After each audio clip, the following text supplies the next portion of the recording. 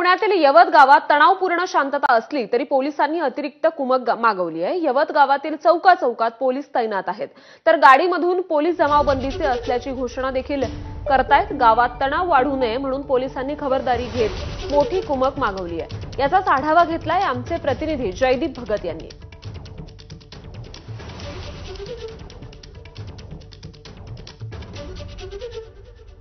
दौंडमध्ये जमावबंदीचे आदेश आहेत ते लागू करण्यात आलेले आहे आणि चौकामध्ये या ठिकाणी पोलीस देखील तैनात आहेत। मात्र अतिरिक्त कुमक जी आहे ती पुणे ग्रामीण पोलिसांची जी आहे ती यवतमध्ये दाखल झालेली आपल्याला पाहायला मिळते आणि मोठा बंदोबस्त जो आहे तो या ठिकाणी तैनात करण्यात आलेला आहे।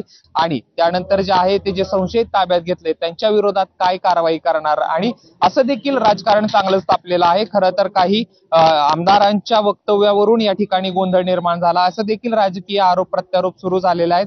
त्यांच्यावरती देखील कारवाई ज्यांनी वक्तव्य केली त्यांच्या विरोधात देखील कारवाई करण्याची जी आहे ती मागणी करण्यात येते।